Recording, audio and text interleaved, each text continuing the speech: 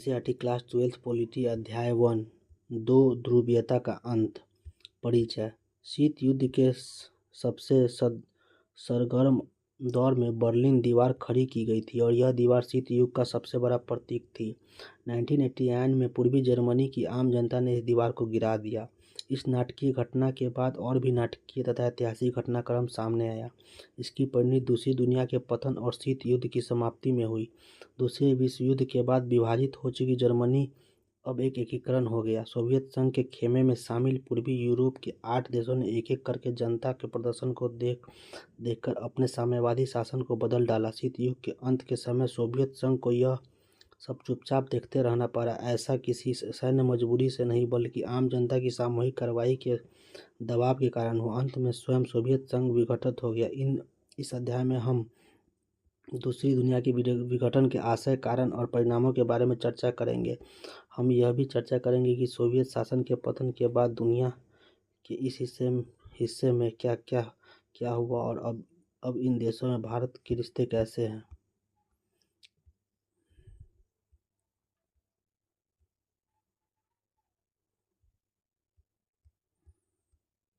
Berlin की दीवार पूंजीवादी दुनिया और साम्यवादी दुनिया के बीच विभाजन का प्रतीक थी। 1961 में बनी यह दीवार पश्चिमी बर्लिन को पूर्वी बर्लिन से अलग करती थी। 150 किलोमीटर से भी ज़्यादा लंबी यह दीवार 80 वर्षों तक खड़ी रही। आखिरकार जनता ने इसे 9 नवंबर 1989 को तोड़ दिया। यह दोनों जर्मनी के एकीकरण और साम्यवादी खेमे की समाप्ति की शुरुआत थी। यहाँ दिए गए चित्र की कथाक्रम सामने रखें। लोग दीवार से छोटा छेद कर रहे हैं। मुक्त आवागमन को संभव बनाने के लिए दीवार के एक हिस्से को गिरा दिया गया है। 1989 में पहले बर्लिन की दीवार। चित्र फ्रेडरिक रेम और यूनिवर्सिटी ऑफ यूहाट के साभार। व्लादिमीर लेनिन 1870 से 1924 बोल्शेविक कम्युनिस्ट पार्टी के संस्थापक। 1917 की रूसी क्रांति के नायक और क्रांति के बाद सबसे मुश्किल दौर 1917 से 24 में सोवियत संघ की गणराज्य के संस्थापक अध्यक्ष मार्क्सवाद को असली जामा पहनाने में समर्थ पूरी दुनिया में साम्यवाद के प्रेरणा स्रोत थे। ये व्लादिमीर लेनिन सोवियत संघ के नेता थे। सोवियत प्रणाली क्या थी? समाजवादी सोवियत गणराज्य रूस में हुई 1917 की समाजवादी क्रांति के बाद अस्तित्व में लाया गया। यह क्रांति पूंजीवादी व्यवस्था के विरुद्ध हुई थी और समाजवाद के आदर्शों और समतामूलक समाज की जरूरत से प्रेरित थी।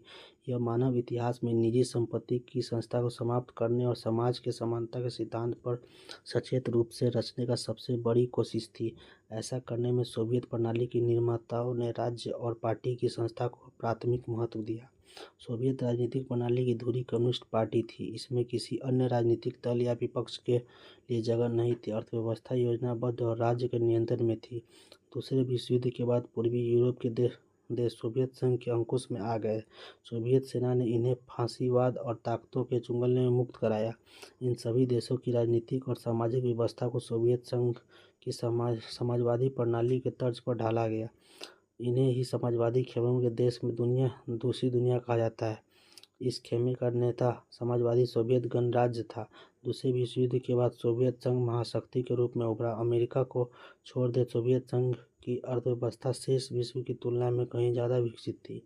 सोवियत संघ की संचार प्रणाली बहुत उन्नत थी। उसके पास विशाल ऊर्जा संसाधन था जिसमें खनिज तेल और लोहा इस्पात तथा मशीनरी उत्पादन शामिल थे। सोवियत संघ के दूर दराज के इलाके भी आवागमन की सुव्यवस्थित और विशाल प्रणाली के कारण आपस में जुड़े थे। सोवियत संघ का घरेलू उपभोक्ता उद्योग भी बहुत उन्नत था और पिन से लेकर कार तक सभी चीज़ों का उत्पादन वहाँ होता था। हालांकि सोवियत संघ के उपभोक्ता उद्योग में बनने वाली वस्तुएं गुणवत्ता के लिहाज से पश्चिमी देशों के स्तर के नहीं थी, लेकिन सोवियत संघ की सरकार ने अपने सभी नागरिकों के लिए नए न्यूनतम जीवन स्तर सुनिश्चित कर दिया। सरकार बुनियादी जरूरतों की चीज़ें मसलन स्वास्थ्य सुविधाएं, शिक्षा, बच्चों की देखभाल तथा लोक कल्याण की अन्य चीज़ें रियायती दर पर मुहैया कराती थी। मिल्कियत का प्रमुख रूप राज्य स्वामित्व था तथा भूमि और अन्य उत्पादक संपदाओं और स्वामित्व होने के अलावा नियंत्रण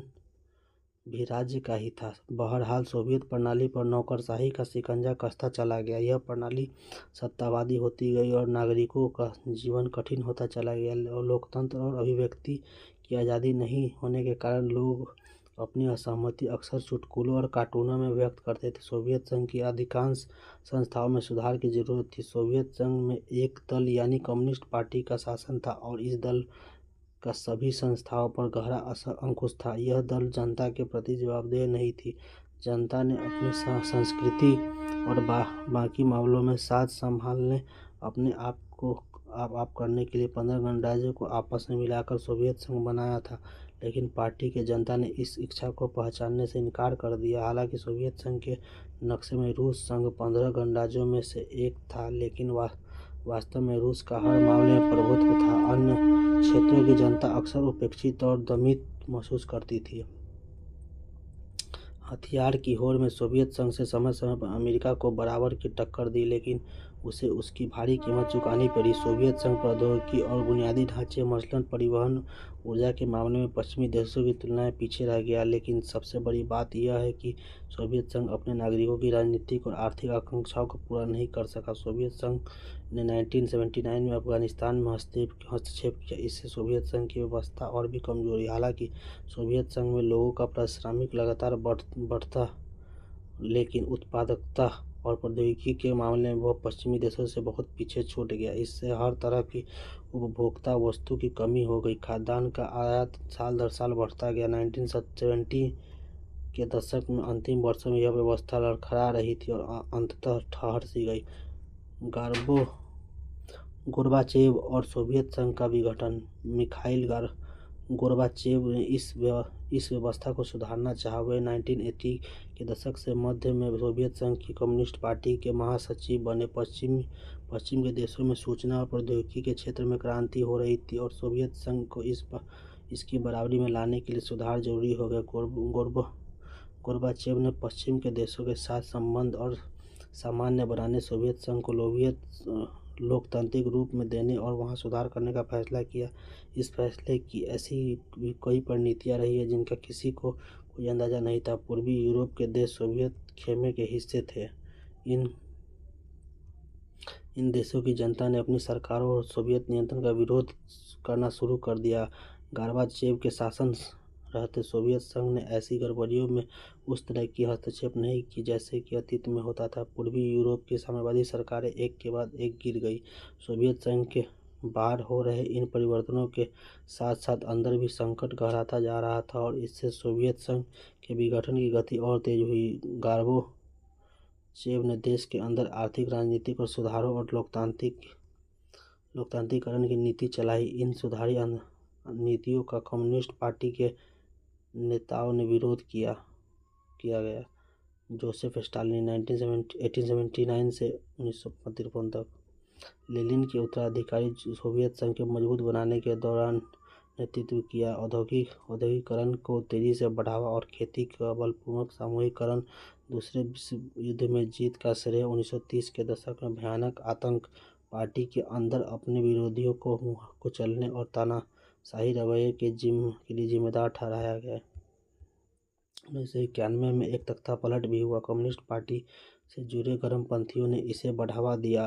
तब तक जनता को स्वतंत्रता का स्वाद मिल चुका था। वे कम्युनिस्ट पार्टी के पुरानी रंगत वाले शासन में नहीं जाना चाहते थे। येल्त्सिन ने इस तख्तापलट के विरोध में न्यायपूर्ण भूमिका निभाई और वे न्याय की तरह उभरे। रूसी गणराज्य ने, जहां बोरिस येल्त्सिन ने अपने आम चुनाव जीता था, केंद्रीय नियंत्रण को मानने से इनकार कर दिया। सत्ता मॉस्को के गणराज्य की तरफ खिसकने लगी। ऐसा खासकर सोवियत संघ के उन भागों में हुआ जो ज़्यादातर यूरोपीय थे और अपने को संप्रभु मानते थे। और आश्चर्य के तौर पर मध्य एशिया गणराज्यों ने अपने लिए स्वतंत्रता की मांग नहीं की। वे सोवियत संघ के साथ ही साथ रहना चाहते थे। सन 1991 के दिसंबर में येल्त्सिन के नेतृत्व में सोवियत संघ के 3 बड़े गणराज्य रूस, यूक्रेन और बेलारूस का सोवियत संघ की समाप्ति हो जाएगी की घोषणा की। कम्युनिस्ट पार्टी प्रतिबंधित हो गई और पूर्ववर्ती सोवियत गणराज्यों ने पूंजीवाद, लोकतंत्र और अपना आधार बनाया। कम्युनिस्ट पार्टी का एक अधिकारी मॉस्को से रवाना हुआ और सामूहिक खेती के एक फॉर्म में आलू की पैदावार को दर्ज करने के लिए पहुंचे किसान। साथ ही इस साल की पैदावार कैसी रही, अधिकारी ने पूछा। ईश्वर की कृपा से आलू पहाड़ लग गए हैं, किसान ने बताया। लेकिन ईश्वर तो होता ही नहीं है, अधिकतर तो उनकी बात काटी तो फिर आलू के पहाड़ भी नहीं होते होंगे, किसान ने जवाब दिया।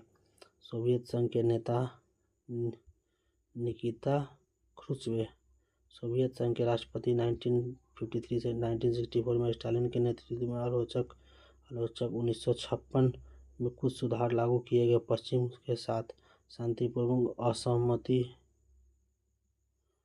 का सुझाव रखा गया। हंगरी के जैन विद्रोह के दमन और क्यूबा मिसाइल संकट में शामिल। साम्यवादी सोवियत गणराज्य के विघटन की घोषणा और स्वतंत्र राज्यों का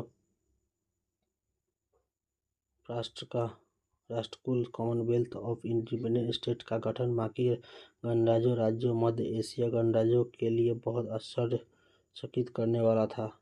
ये गणराज्य अभी स्वतंत्र राज्यों के राष्ट्रकुल से बाहर थे। इन मुद्दों को तुरंत हल कर लिया गया। इन्हें राष्ट्रकुल का संस्थापक सदस्य बनाया गया। रूस को सोवियत संघ का उत्तराधिकार राज्य स्वीकार किया गया। रूस को सुरक्षा परिषद के सोवियत संघ की सीट मिली। सोवियत संघ ने जो अंतर्राष्ट्रीय करार और संधियां की थी उन सब को निभाने का जिम्मा अब रूस का था। सोवियत संघ के विघटन के बाद के समय में पूर्ववर्ती गणराज्यों के बीच एकमात्र परमाणु शक्ति संपन्न देश का दर्जा रूस में मिला है। उसने अमेरिका के साथ परमाणु निःशस्त्रीकरण की दिशा में कुछ कदम भी उठाए हैं। सोवियत संघ अब नहीं रहा, वह दफन हो चुका था। सोवियत संघ का विघटन क्यों हुआ? मैं हैरान हूँ, आखिर दुनिया भर में इतने सारे संजीदा लोगों ऐसी व्यवस्था को क्यों सहारा? विश्व की दूसरी सबसे बड़ी महाशक्ति अचानक कैसे बिखर गई? सिर्फ सोवियत संघ और साम्यवाद के अंत को समझने के लिए यह सवाल पूछना जरूरी नहीं है। यह सवाल किसी भी राजनीतिक व्यवस्था के पतन को समझने के लिए जरूरी है, क्योंकि सोवियत संघ के रूप में न तो कोई राज्य व्यवस्था पहली बार टूटी है और न ही आखिरी बार। सोवियत संघ के विघटन के कुछ विशेष कारण जरूर हो सकते हैं, लेकिन इन मामलों में हम ऐसी सर्वसामान्य सबक सीख सकते हैं। इनमें कोई संदेह नहीं है कि सोवियत संघ का राजनीति, आर्थिक संस्थाएं अंदरूनी कमजोरी के कारण लोगों की आकांक्षाओं को पूरा नहीं कर सकती। यही सोवियत संघ के पतन का कारण रहा है। कई सालों तक अर्थव्यवस्था गिरिद होती रही है। इससे उपभोक्ता वस्तु की बड़ी कीमत हो गई है और सोवियत संघ की आबादी का एक बड़ा हिस्सा अपनी राज व्यवस्था को शक की नज़रों से देखना, उन पर लगे खुलेआम सवाल खड़ा करना शुरू किए।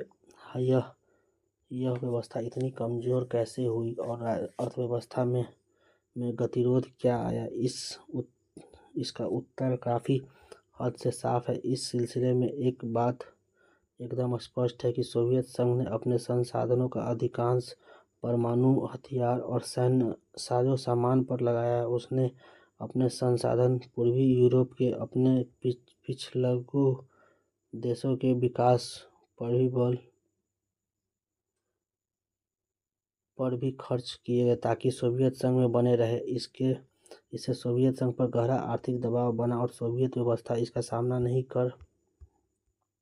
कर सकी। इसी के साथ एक और बड़ी बात हुई, पश्चिमी मुल्कों की तरक्की के बारे में सोवियत संघ के आम नागरिकों की जानकारी बढ़ी है। वे अपना राष्ट्र व्यवस्था और पश्चिमी देशों की राज्य व्यवस्था के बीच में मौजूदा अंतर भाप सकते हैं। सालों से इन लोगों को बताया जा रहा है कि सोवियत राज्य व्यवस्था पश्चिम से पूंजीवाद की तरह है, लेकिन सच्चाई यह है कि सोवियत संघ पिछड़ चुका था और अपने पिछड़ेपन की पहचान से लोगों को राजनीतिक मनोवैज्ञानिक रूप में धक्का लगा। सोवियत संघ प्रशासनिक और राजनीतिक रूप में गतिरुद्ध हो चुका था। सोवियत संघ पर कम्युनिस्ट पार्टी 70 सालों तक शासन किया और यह पार्टी अब जनता के प्रति जवाबदेह नहीं रह गई है। गतिरुद्ध प्रशासन, भारी भ्रष्टाचार और अपनी गलतियों से सुधारने व्यवस्था की अक्षमता, शासन में ज़्यादा खुलापन लाने के प्रति अनिच्छा और देश की विशालता के बावजूद सत्ता का विकेंद्रीकरण करना, इन सारी बातों के कारण आम जनता अलग थलग पड़ गई है। इससे भी बुरी बात यह है कि पार्टी के अधिकारियों को आम नागरिकों से ज़्यादा विशेषाधिकार मिले हुए लोग अपने को राज्य व्यवस्था और शासकों से जोड़कर नहीं देख पा रहे हैं और सरकार का जनाधार खिसकता चला गया। मिखाइल गोर्बाचेव के सुधारकों में इन दोनों समस्याओं के समाधान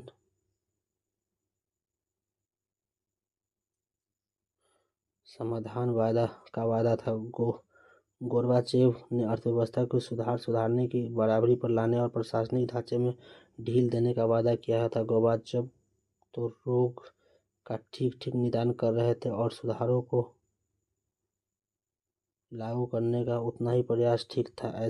ऐसे में आपको आश्चर्य हो सकता है कि फिर सोवियत संघ टूटा क्यों और इस बिंदु पर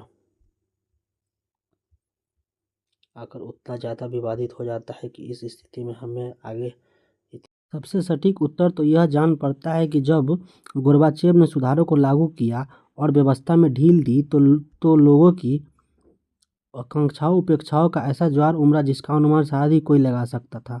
इस पर काबू पाना एक अर्थ में संभव हो गया। सोवियत संघ में जनता के एक तबके की सोच यह थी कि गोर्बाचेव को ज़्यादा तेज गति से कदम उठाने चाहिए। ये लोग उनकी कार्य पद्धति से धीरज खो बैठे और निराश हो गए। इन लोगों ने जैसा सोचा था वैसा फ़ायदा उन्हें नहीं हुआ। यह संभव है उनमें बहुत धीमी गति से फ़ायदा हो रहा हो। जनता के एक हिस्से, खासकर कम्युनिस्ट पार्टी के सदस्य और वे लोग जो सोवियत व्यवस्था से फ़ायदे में थे, वे विचार ठीक इसके विपरीत थे। इनका कहना था कि हमारी सत्ता और विशेषाधिकार अब कम हो रहा है और गोर्बाचेव बहुत जल्दबाजी दिखा रहे हैं। इस खींचातान में गोर्बाचेव का समर्थन हर तरफ से जाता रहा और जनमत आपस में बट गया। जो लोग उनके साथ थे उनका भी मोह भंग हुआ। ऐसे लोगों ने सोचा कि गोर्बाचेव खुद अपनी ही नीतियों का ठीक तरह बचाव नहीं कर पा रहे हैं। लियोनार्ड ब्रेजनेव 1906 से 1982 सोवियत संघ के राष्ट्रपति, एशिया की सामूहिक सुरक्षा व्यवस्था का सुझाव दिया। अमेरिका के साथ संबंधों में तनाव की कमी के दौर में संबंध चेकोस्लोवाकिया के वन विद्रोह के दमन और अफगानिस्तान पर आक्रमण में शामिल। इस सारी बातों के बावजूद संभवतः सोवियत संघ का विघटन न होता, लेकिन एक घटना के अधिकांश पर्यवेक्षक को चौंकाया और सोवियत संघ के अंदर लोग भी इसे दंग रह गए। यह घटना थी राष्ट्रवादी भावनाओं को संप्रभुता की इच्छा के उभार की। रूस और बाल्टी गणराज्य, एस्टोनिया, लातविया और लिथुआनिया, यूक्रेन तथा जॉर्जिया जैसे सोवियत संघ के विभिन्न गणराज्य इस उभार में शामिल थे। राष्ट्रीयता और संप्रभुता के भावों का उभार सोवियत संघ के विघटन का अंतिम और सर्वाधिक तत्कालीन कारण सिद्ध हुआ। इस मसले पर भी अलग अलग राय मिलती है। मिखाइल गोर्बाचेव जन्म 1931, सोवियत संघ के अंतिम राष्ट्रपति थे। 1985 से 1991 थे और पुनर्रचना और खुलेपन के आर्थिक और राजनीतिक सुधार शुरू किए। अमेरिका के साथ हथियारों की होड़ पर रोक लगाई। अफगानिस्तान और पूर्व यूरोप से सोवियत सेना वापस बुलाई। जर्मनी के एकीकरण में सहायक व शीत युद्ध समाप्त किया। सोवियत संघ के विघटन का आरोप लगा। सोवियत संघ के विघटन की घटना चक्र। मार्च 1985 में मिखाइल गोर्बाचेव सोवियत संघ की कम्युनिस्ट पार्टी में महासचिव चुने गए। बोरिस येल्त्सिन को रूस की कम्युनिस्ट पार्टी का प्रमुख बनाया गया।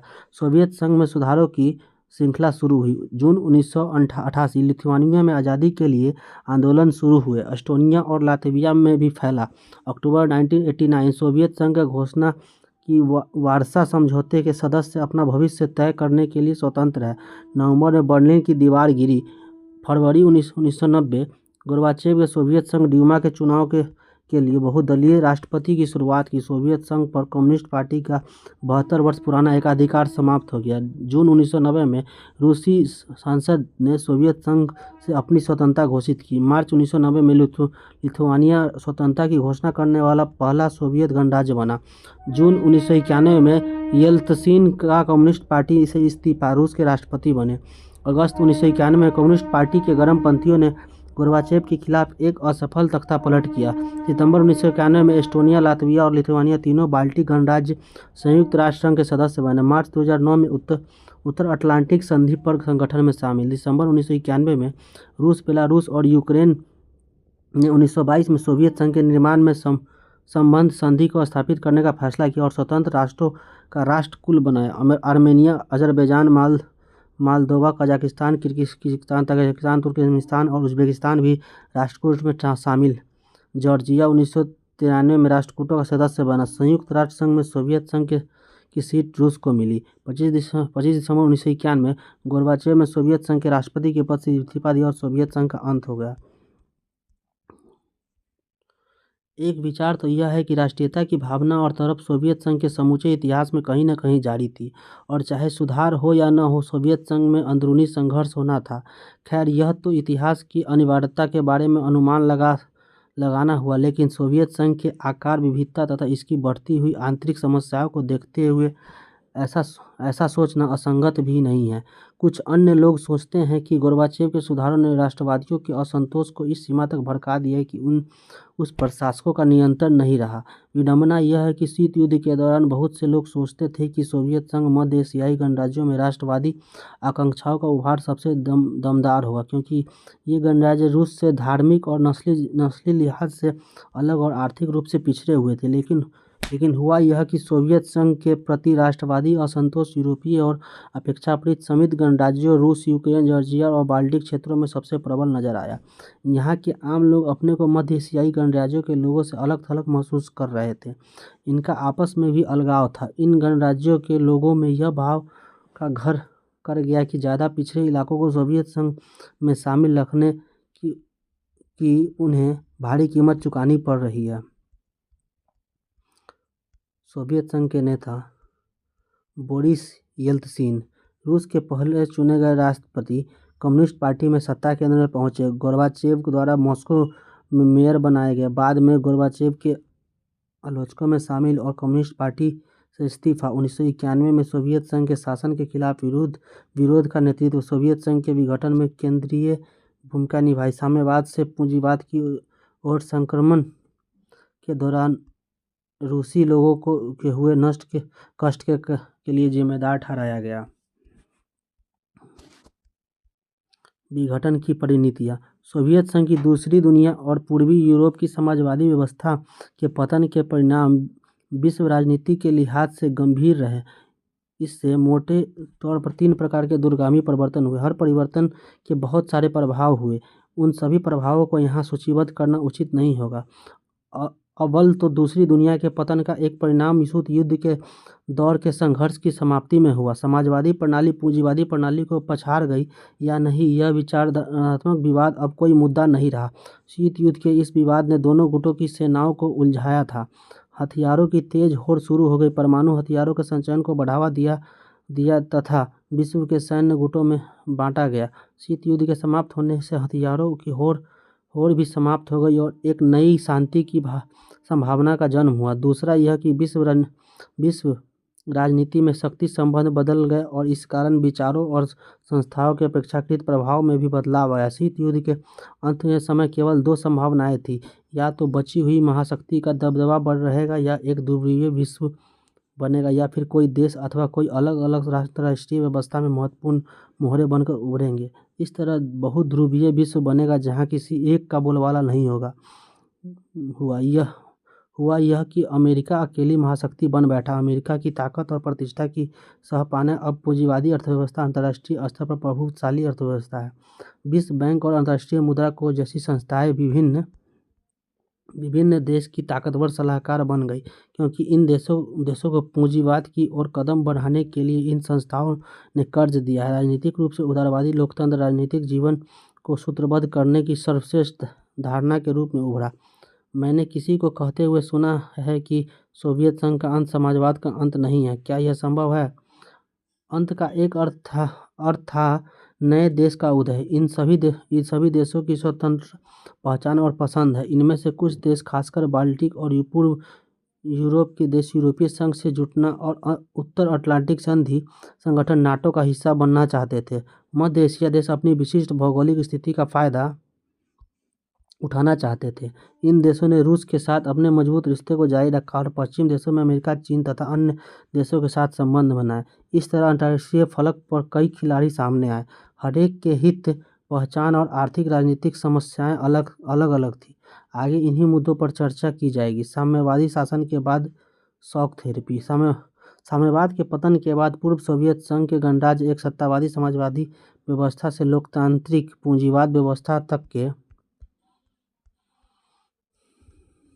कष्टप्रद संक्रमण से होकर गुजरे। रूस, मध्य एशिया के गणराज्य और पूर्वी यूरोप के देश में पूंजीवाद की ओर संक्रमण का एक खास मॉडल अपनाया गया। विश्व बैंक और अंतर्राष्ट्रीय मुद्रा कोष निर्देशित इस मॉडल को शॉक थेरेपी, आघात पहुंचाकर करना कहा गया। भूतपूर्व दूसरी दुनिया के देश में शॉक थेरेपी की गति और गहनता अलग अलग रही, लेकिन इसकी दिशा और चरित्र बड़ी सीमा तक एक जैसे थे। मानचित्र पर मध्य एशियाई देशों को चिन्हित करें।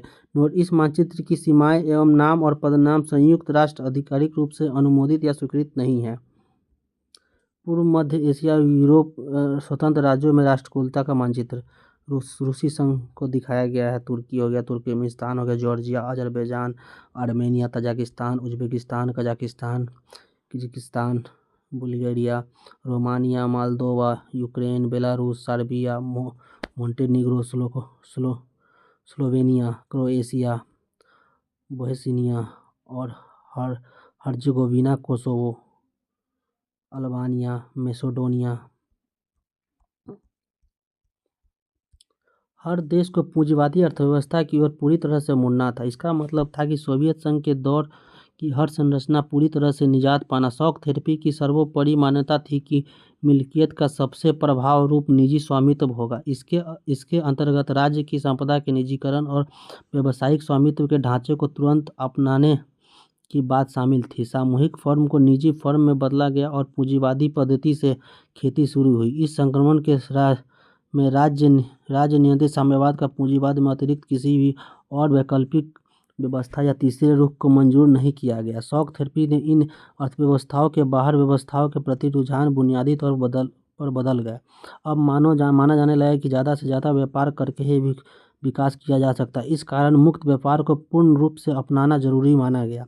पूंजीवादी व्यवस्था को अपनाने के लिए वित्तीय खुलेपन, मुद्राओं की आपसी परिवर्तनीयता और मुक्त व्यापार की नीति महत्वपूर्ण मानी गई। अंततः इस संक्रमण में सोवियत खेमे के देश के बीच में मौजूद व्यापारिक गठबंधनों को समाप्त कर दिया गया। खेमे के प्रत्येक देश को एक दूसरे से जोड़ने की जगह सीधे पश्चिमी मुल्कों से जोड़ा गया। इस तरह धीरे धीरे इन देशों को पश्चिमी अर्थतंत्र में समाहित किया गया। पश्चिमी दुनिया के पूंजीवाद देश अब नेता की भूमिका निभाते हुए अपनी विभिन्न एजेंसियों और संगठनों के सहारे इन खेमों के देशों में विकास का मार्गदर्शन और नियंत्रण करेंगे। शॉक थेरेपी के परिणाम: 1990 में अपनाई गई शॉक थेरेपी जनता का उपभोग के लिए उन आंदोलक तक नहीं ले गई जिनका उनसे वादा किया गया था। अमूमन शॉक थेरेपी से पूरे क्षेत्र में अर्थव्यवस्था तहस नहस हो गई। इस क्षेत्र की जनता को बर्बाद कर मार झेलनी पड़ी। रूस में पूरा का पूरा नियंत्रित औद्योगिक ढांचा चरमरा उठा। लगभग 90% उद्योग को निजी हाथों में कंपनी को बेचा गया। आर्थिक ढांचे का यह पुनर्निर्माण चूंकि सरकार द्वारा निर्देशित औद्योगिक नीतियों के बजाय बाजार की ताकतें कर रही थी, इसलिए यह कदम सभी उद्योगों को मटियामेट करने वाला शामिल हुआ। इसे इतिहास की सबसे बड़ी गराज सेल के नाम से जाना जाता है, क्योंकि महत्वपूर्ण उद्योगों की कीमत कम से कम करके आंकी गई और उन्हें औने पौने दामों में बेच दिया गया। हालांकि इस महाबिक्री में भाग लेने के सभी नागरिकों के अधिकार पत्र दिए गए, लेकिन अधिकांश नागरिकों ने अपने अधिकार पत्र कालाबाजारियों के हाथों बेच दी, क्योंकि उन्हें धन की जरूरत थी। मुझे आघात दो दिख रहा है, लेकिन उपचार कहाँ है? हम इतने बड़े जुल्मों में क्यों बोलते हैं? रूसी मुद्रा रूबल के मूल्य में नाटकीय ढंग से गिरावट आई। मुद्रास्फीति इतनी ज़्यादा बढ़ी कि लोगों की जमा पूंजी जाती रही। रूस में कुल 1,500 बैंक और अन्य वित्तीय संस्था थी, जिसमें से लगभग आधे शॉक थेरेपी के परिणाम स्वरूप दिवालिया हो गए। यह चित्र ऐसे एक बैंक का ईकॉम का है। रूस के इस दूसरे सबसे बड़े बैंक ईकॉम के दिवालिया होने से ग्राहकों के अलावा 10,000 कंपनी और शेयरधारकों की जमा पूंजी भी डूब गई। सामूहिक खेती की प्रणाली समाप्त हो चुकी थी और लोगों को अब खाद्यान्न की सुरक्षा मौजूद नहीं रही। रूस में खाद्यान्न का आयात करना शुरू हो किया।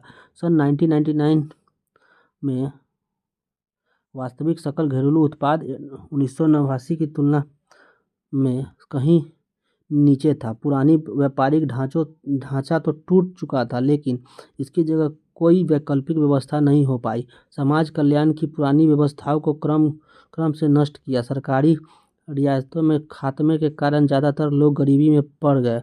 मध्य वर्ग समाज के हाशिए पर आ गया और अकादमिक बौद्धिक कामों से जुड़े लोग या तो बिखर गए या बाहर चले गए। कई देशों में एक माफिया वर्ग उभरा और उसने अधिकतर आर्थिक गतिविधियों को अपने नियंत्रण में ले लिया। निजीकरण के नई विषमताओं को जन्म दिया। पूर्व सोवियत संघ में शामिल रहे गणराज्यों और खासकर रूस में अमीर और गरीब लोगों के बीच तीखा विभाजन हो गया। पहले की व्यवस्था के विपरीत अब धनी और निर्धन लोगों के बीच बहुत गहरी आर्थिक असमानता थी। आर्थिक बदलावों को बड़ी प्राथमिकता दी गई और उस पर पर्याप्त धन भी दिया गया, लेकिन लोकतांत्रिक संस्थाओं के निर्माण का कार्य ऐसी प्राथमिकता के साथ नहीं हो सका। इन सभी देशों ने संविधान हड़बड़ी में तैयार किए गए। रूस सहित अधिकांश देशों में राष्ट्रपति को कार्यपालिका प्रमुख बनाया गया और उसके हाथ में लगभग हर संभव शक्ति थमा दी गई। फलस्वरूप संसद अपेक्षाकृत कमजोर संस्था रह गई।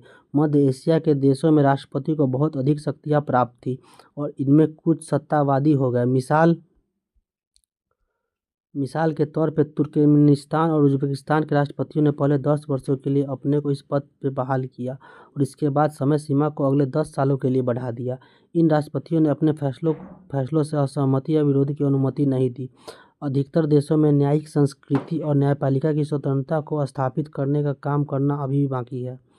रूस सहित अधिकांश देशों की अर्थव्यवस्था में सन 2000 में यानी अपनी आज़ादी के 10 साल बाद खड़ा होना शुरू किया। इन अधिकांश देशों की अर्थव्यवस्था के पुनर्जीवन का कारण था खनिज तेल, प्राकृतिक गैस और धातु जैसे प्राकृतिक संसाधनों का निर्यात। रूस, कजाकिस्तान, तुर्कमेनिस्तान, उज्बेकिस्तान, अजरबैजान तेल और गैस के बड़े उत्पादक देश हैं। बाकी देशों को अपने क्षेत्र से तेल की पाइपलाइन गुजरने का कारण फायदा हुआ।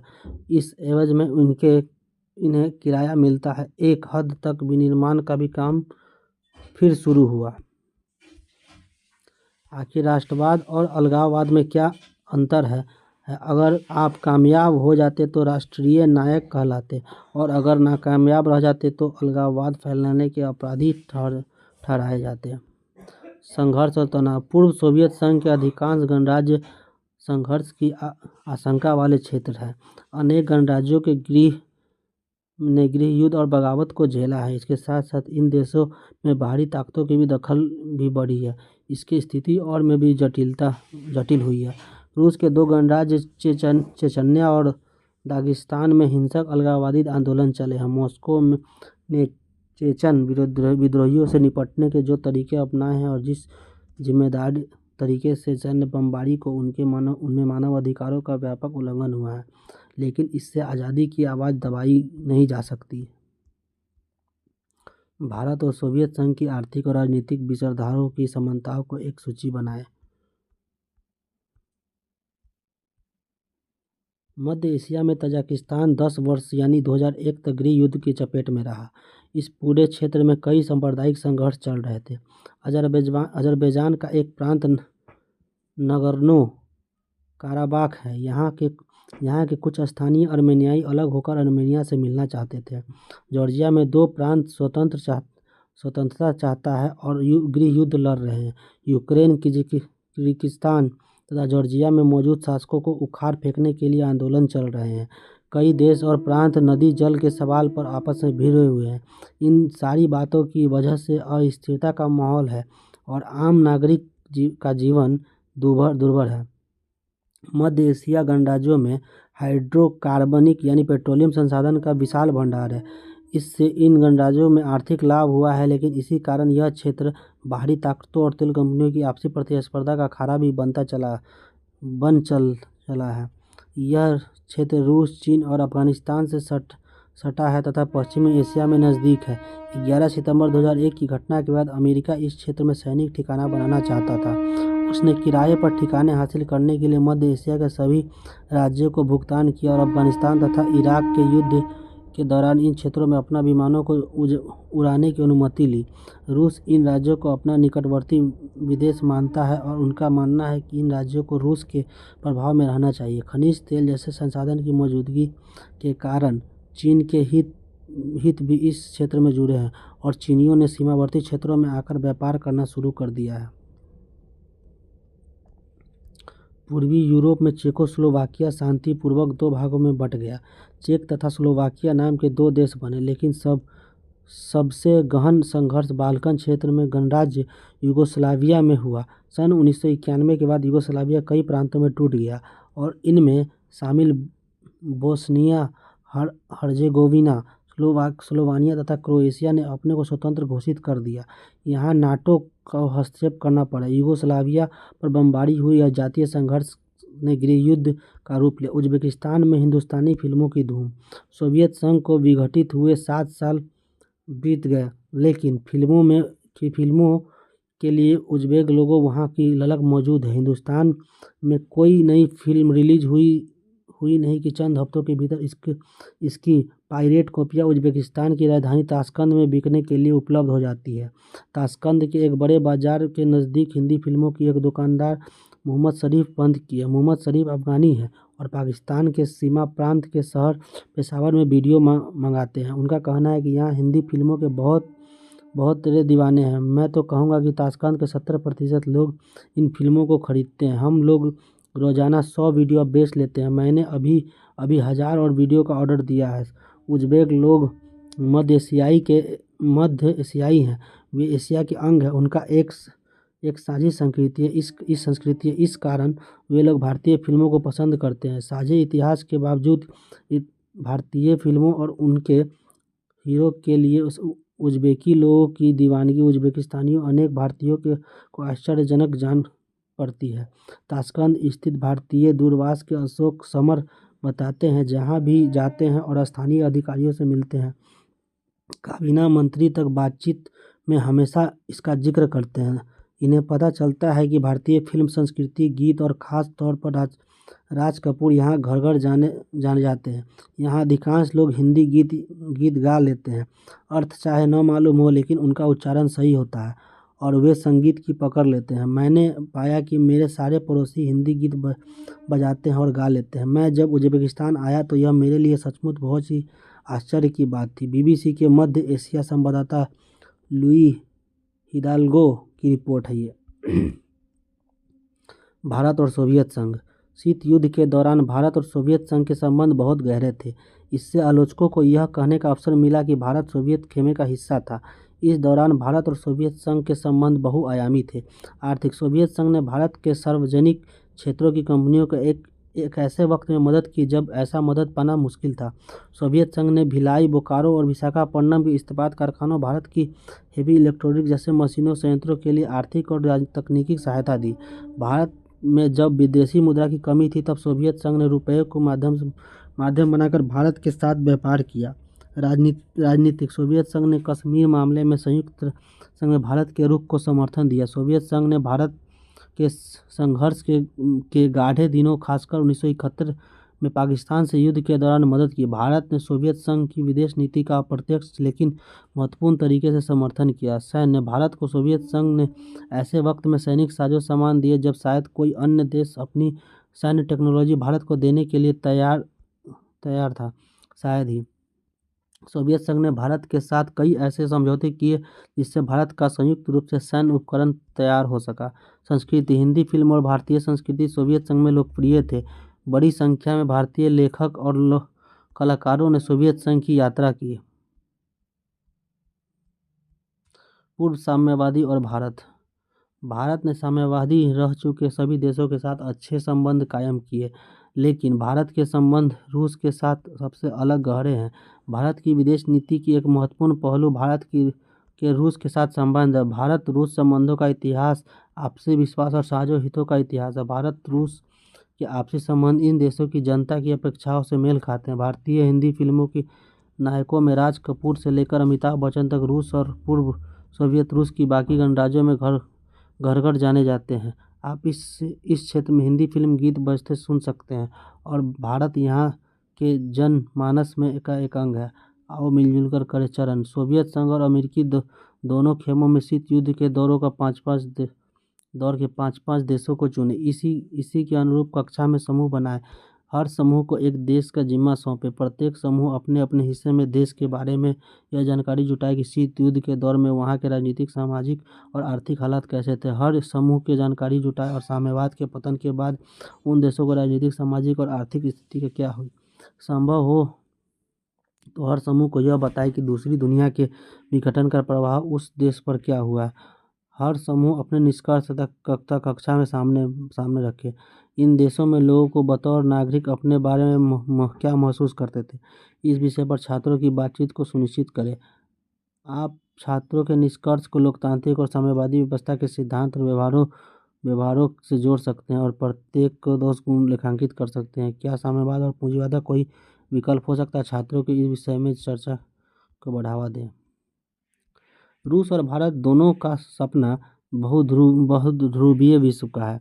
बहुध्रुवीय विश्व से इन दोनों के देशों का आशय यह है कि अंतर्राष्ट्रीय फलक पर कई शक्तियाँ मौजूद हो। सुरक्षा की सामूहिक जिम्मेदारी हो, यानी किसी भी देश पर हमला हो तब सभी देश उनके लिए खतरा माने और साथ मिलकर कार्रवाई करें।